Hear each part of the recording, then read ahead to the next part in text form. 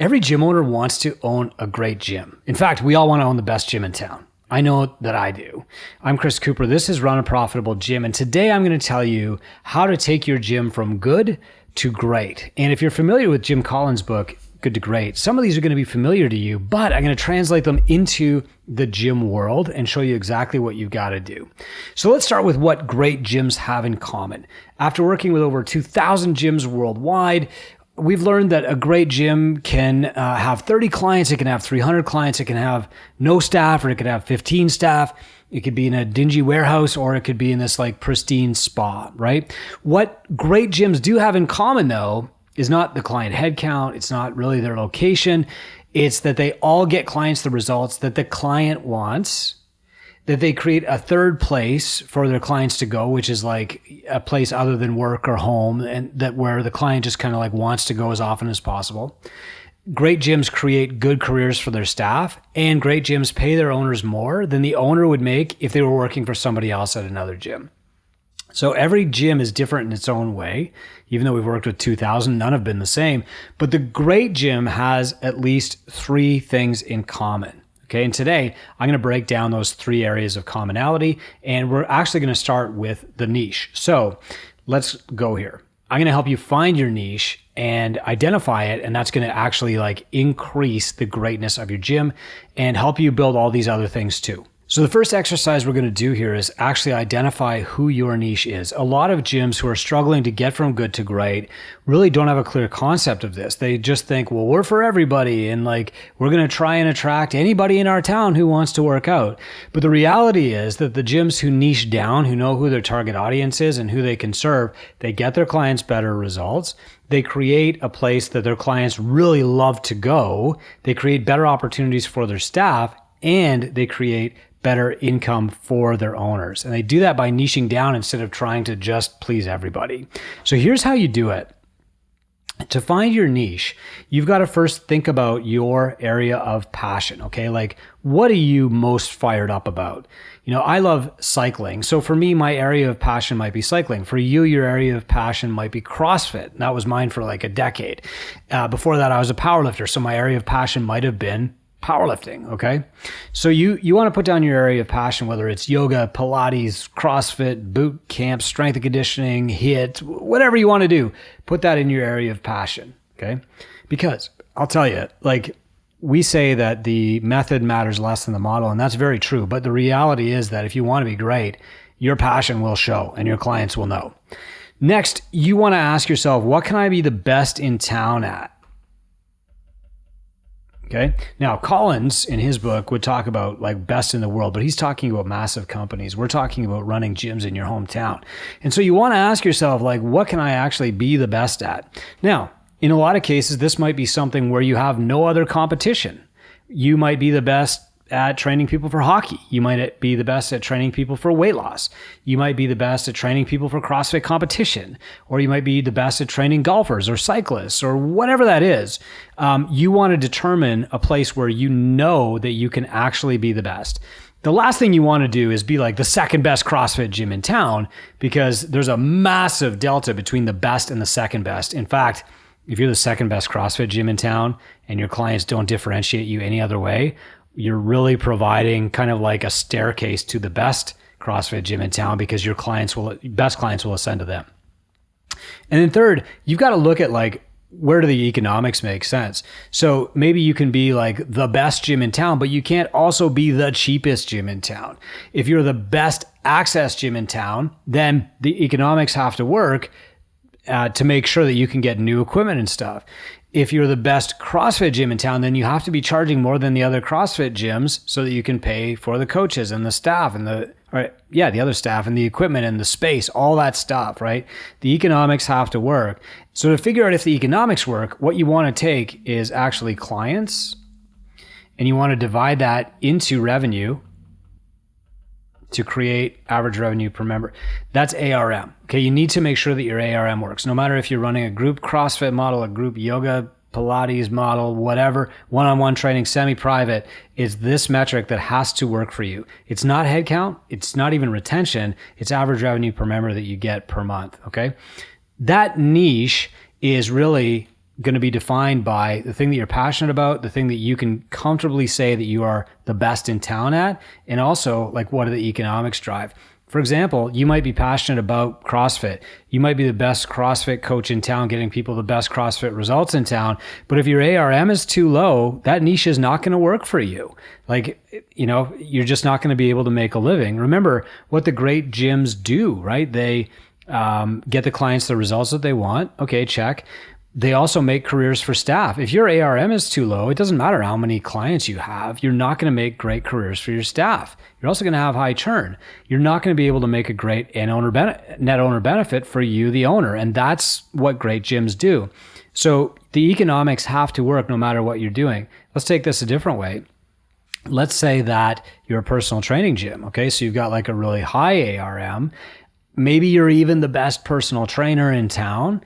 And maybe that's what you're really passionate about, is delivering one-on-one training to people. Okay, that's great. So your ARM works, but you can't reach scale because you're just selling your time for money, right? So you actually need something in the difference, but in the middle there. But like what is really important is average revenue per member. And most gyms running just a group model, their ARM is way too low for them to successfully build a great gym because the niche that they have just isn't paying them enough. So it's, you're missing one here. You're dividing by too low a number.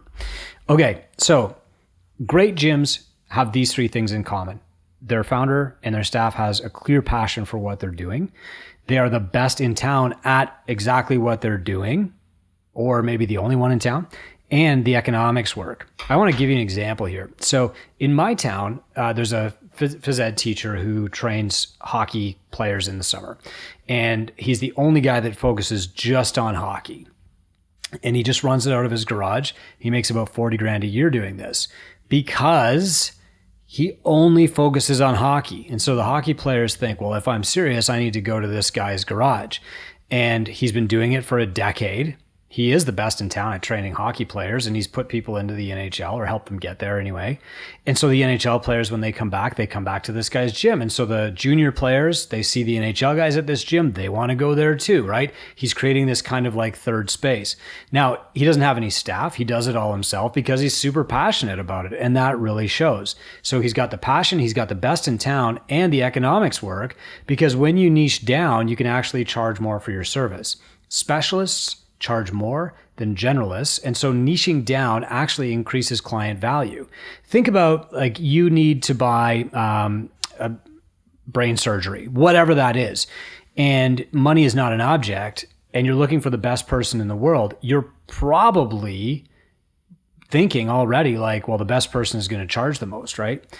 But in a lot of micro gyms, that's not what happens. You work really hard to become like the best coach, provide the best gym, and then you base your pricing on what everybody else is doing. You can't do that. The economics have to work. So the first step in going from good to great is to identify that niche. Now, if you're coming into this, you own a gym, you don't know how to identify that niche, I'm going to give you an exercise right now to show you how to do that.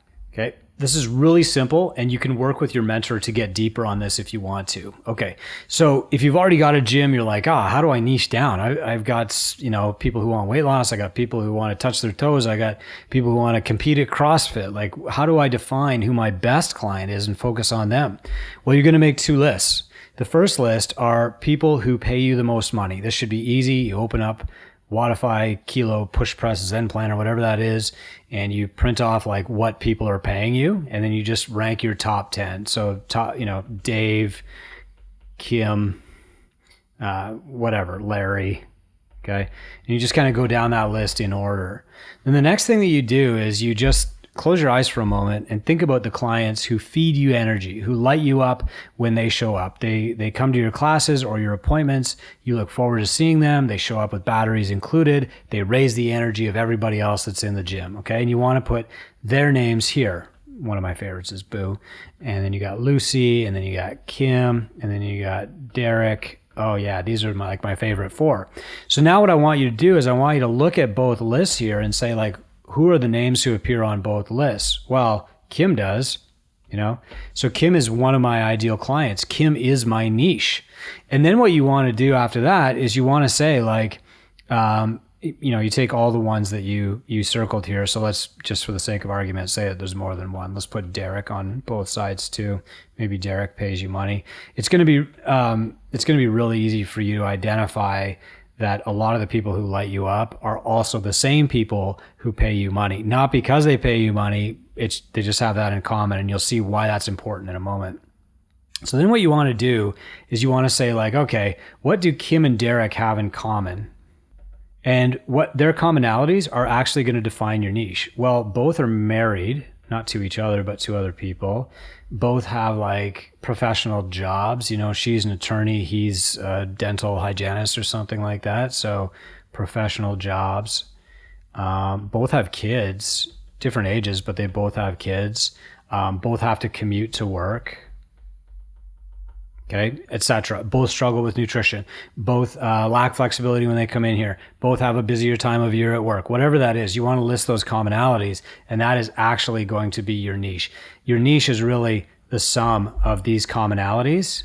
Okay, that is the problem that you can solve better than anybody else in town, and that, focusing on that, is what is going to make your gym great. Okay, so in the next little span here, what I'm going to do is talk about the next thing that makes gyms great.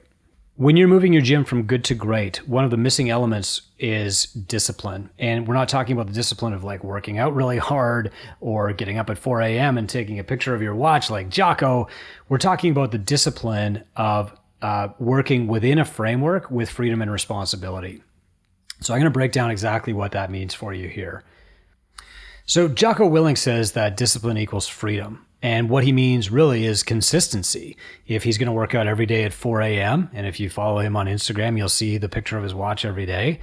It's because that consistency actually creates freedom for the rest of his day. He doesn't have to think about, when am I going to work out tomorrow? He knows at 4 a.m. is going to be a workout. Well, in your gym, discipline also equals freedom because consistency is more important than anything else. And I'm going to give you an example here. Let's say that you are an amazing coach. Everybody loves coming to your classes. You are a 10 out of 10 coach. And then let's say you can't coach every class. You got to hire somebody. And the night coaches, they mean well, but they're a 5 out of 10. Soon, what happens is people who come at night and they've also experienced your coaching, they'll say, hey, when are you coaching? Or they'll start to judge the nighttime class like, it's not as good. Your gym is only as good as its weakest link. And so if you've got coaches on your bench who are a 5 out of 10, if you don't answer the phone when it rings, if your gym is kind of clean, then that's the level that you can rise to, right? You don't rise to the level of your marketing. You fall to the level of your systems, and your systems are what give your gym consistency. So consistency for me means freedom and responsibility within a framework. I'm going to show you exactly what that means right now. And in our blog today, I've got some instructions on exactly how to start building these frameworks. So let's say that we start off with like the perfect class. Think about your best class in the gym. And I want you to write down step by step what should happen. Okay. So step 1 starts precisely on time. Okay. Step 2, maybe there's like 3 minutes of banter. Okay. Step 3, it's about a 12-minute warm up. Okay. And then step 4 is you get out the equipment that you're going to be using for the lift. Okay. And step 5 is like 15 minutes of strength or skill. This just flows naturally to me because I've done it so many times. Your first time through, it won't be this easy. But basically what I'm showing you here is you're giving your staff a framework. And if they've got a framework to follow, then you know that they're going to deliver the ultimate outcome at the end, which is like finish on time with happy people who love being there and have progressed toward their goal. Okay? On time, on goal, happy. Now, what you haven't done is given your staff a script. You haven't said like, okay, start your watch. Now read this. Here's the cue card. You've given your staff a framework. They've got some freedom within that framework. Maybe they're allowed to make up their own warm up if they want to. We used to do this. Now we actually give them the warm up. But maybe you let them do that. the way that they teach the strength. Maybe that's up to them. So that's the freedom that's allowed within the framework. However, the framework also comes with responsibility, and that responsibility is you will start on time, and you will start precisely on time, and you will spend 12 minutes on the warm-up, right? And you will finish on time. And your responsibility is actually for finishing on time, for getting clients closer to the goals that they want, and finishing happy. Those are the three outcomes that you need. So when you create this culture of discipline, what you're actually creating here is guidelines, right? The framework, and the responsibility to adhere to the framework. The next step, though, is to bring accountability in, because responsibility is sometimes internalized by people and sometimes not. So you have to create responsibility externally, and you do that by evaluating. So in this example, the perfect class framework, what you would do is you would show up and you'd have a stopwatch and you would observe the class, and then you would rate the coach on a scale of like 1 to 10, where perfect completion of this framework is a 10, and a 5 gets you fired or whatever. Then what you would do is you would call a meeting one-on-one with this coach. We call that a career roadmap. You deliver this evaluation to them, say, here's where you can improve. And then you say, here's what will happen if you do improve. Okay. So the second thing that great gyms have that good gyms don't is they have this culture of discipline. It's not just a matter of we want to get our level 4 certification. We all want to get our black belt. Like, that's personal discipline. Business discipline means that you're operating with excellence consistently, and you're only as excellent as your least consistent part. Now look, this is true for all of your ops. It's not just the coaching. If you don't respond to your leads who are texting you and asking you questions quickly, sorry, like, your gym is not great. If your sales office is dirty or you got sticky shoes in there, I'm sorry, you can't become great. If your bathrooms are not clean on time, sorry. If you're not evaluating your programming and updating it, I'm sorry, you won't have a great gym until you do that. You have to be consistent in everything. All right. The third thing that great gyms have that good gyms don't is they focus on momentum. So I wrote this book, The Simple Six, to talk about the power of incremental gains. Okay, now you might have heard this as like the 1% rule or something else. But basically, the best gyms in the world, they don't have like one specific marketing plan, right? Like one 6-week Facebook ads challenge is not going to make you the best gym in the world. What they do have is momentum. That means that they're doing one thing every day to grow their business. I'm going to tell you how to do that, and also like how this momentum thing works.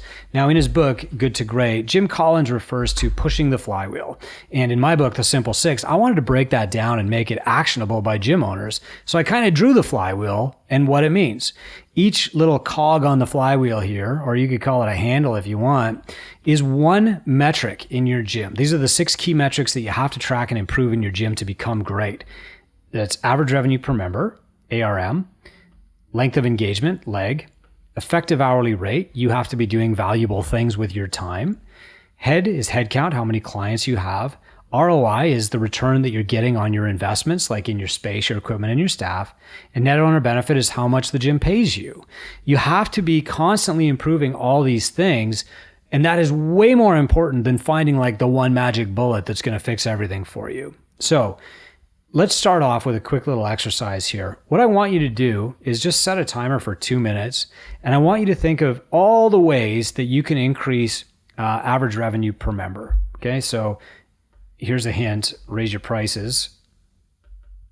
Okay, but there's other ways too. You can switch to biweekly billing. You can pass on credit card fees to the client. You can sell t-shirts. You can sell supplements. You can, put more clients on personal training, whatever. Set a timer for 2 minutes and like build out your list. Okay. I'm going to pick biweekly billing for our example. All right.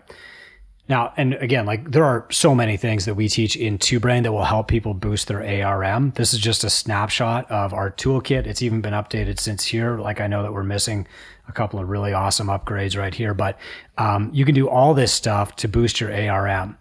The next step though, is you're going to focus on doing that action. Okay. So let me ask if this is you. You get up early, 5 a.m., You're thinking about the gym. You're listening to podcasts, maybe this one on the way to the gym. You get to the gym. By the time you look up again, it's 9 at night. You've been there for 16 hours. You head home. You're listening to a podcast. You're thinking about the gym. You spend an hour with your wife. And then you think, did my gym actually grow today? And it didn't. You were busy, but you didn't actually grow the gym. And that happened to me for like 700 days in a row. The key to success and building momentum is at the end of the day, you got to be able to look back and say, what was the one thing that I did today that actually grew my gym? And just asking that question either will help you sleep or it will prioritize what you need to do the next day. So I'm going to tell you what you need to do the next day. You're going to take this list that you've made for ARM and you're going to make a similar list for each of the metrics that I spelled out above. Okay. Length of engagement is retention. EHR is like higher value work. Headcount is increasing the number of clients you have. ROI is auditing your expenses and improving them. Net owner benefit is paying yourself. And what you're going to do now is map these out. So for the next 30 days, you're going to improve each of these metrics just a little bit. You're going to build some momentum. You're not going to make a giant leap, like you're not going to double your rates or anything like that. The first thing that you're going to do is look at ARM. Okay. So tomorrow when you get up, before you do anything else, you're going to pick one way to increase your ARM. So I'm going to look at my list and maybe I've got a dozen things on my list, but the easiest thing actually seems to be biweekly billing. Okay. I'm going to move my clients to biweekly billing. Okay. So tomorrow morning at 5 a.m. when I get up, I make my coffee, I walk down to the basement and I say, how do I move to monthly billing or biweekly billing from monthly? Well, you can do some research on the internet, figure it out. Our clients in Two Brain have like a step-by-step plan to do this, including like a script to share with their clients. So if you're in Two Brain, all you got to do is copy that script, put it into your email, get it set to send out, start with new clients if you want to, and then move to everybody, talk to your mentor about when to do it, etc. But, this is a job that you can do. If not finished on Monday, you can have this finished by Tuesday. Okay. And you've done one thing to grow your business that day. The next day, or as soon as you've finished this, you move on to your lag tactic. And so you might have like a whole bunch of things that improve retention listed, right? 1, 2, 3, 4, 5. Well, you're going to pick the easiest, fastest one. And you're going to say, okay, yeah, that's the one that I'm going to do. And you're going to start working on that. And every morning you're going to work on that thing until it's done. And then when that thing is done, you're going to move on to your EHR tactic. How can I spend my time better? Maybe I could hire a cleaner. So the next morning, you're going to start off by writing the checklist for a cleaner. Then you're going to post a job ad for the cleaner. And again, like Two Brain clients have all of this, but if you're not in Two Brain yet, you can create these things, okay, yourself, or sign up for Two Brain and just get them. So then, you've got like all these EHR tasks and okay, well, it's going to take me Thursday and Friday to write the cleaning checklist and then post a job ad. Good. Don't do anything else until that's done and then move on to headcount. Okay, now you've got a list of 12 ways that you can increase headcount. Pick the easiest, fastest way and just do that until it's done. This is how you create momentum. And I'll tell you something. The best gyms in the world, the gyms that go from good to great, they have long ago abandoned the idea that they're going to find like one marketing silver bullet. And instead, they have embraced the concept of momentum. Every day, they do one thing to grow their business. Here's the advice that I give most people. For me, I'm not great at context switching. It exhausts me. So by the time I'm at the gym, it's too late to do any work that's going to grow that gym. What I have to do is get up. I get up at 5:30. Go downstairs with a cup of coffee, and I have 45 minutes before I have to leave the house. And that 45 minutes is spent doing one thing to grow my gym. That one thing might be a blog post, right? It might be like some of the examples I gave here, setting up biweekly billing or, hiring a cleaner, posting a job ad. But I'm going to do one thing because at the end of the day, when I look back and say, what was the thing that I did that grew my business today? Aha, it was posting that job ad for the cleaner, or it was, writing the cleaning checklist, or it was writing that one blog post with ChatGPT or whatever that was. If I can look back on the day and say, I did one thing to grow my business today, then I've got something really important. I've got momentum. And the top gyms in the world focus on momentum more than they do finding like the secret answer, reading 50 books every single year, listening to every podcast, attending the webinar. Like they focus on momentum. That's how I do it myself. So I'm Chris Cooper. I've worked with over 2,000 gyms around the world. There are 900 currently in our mentorship practice, Two Brain Business. We've produced over 43 millionaires now. And I promise you, the key to making these great gyms is not, I'm going to hire an ad agency, right? The key is really what I've talked about in this show. You've got to have a couple things. You've got to have your niche. You've got to have discipline, the business discipline, and you've also got to have momentum, okay? Niche, discipline, momentum, that combination is absolutely unstoppable. This is Run a Profitable Gym. If you want to hear more about this stuff, you can go to gymownersunited.com. That's a free Facebook group where you can share your tips and strategies for building momentum, discipline, and your niche, and you can hear from other people too. Thanks for your service.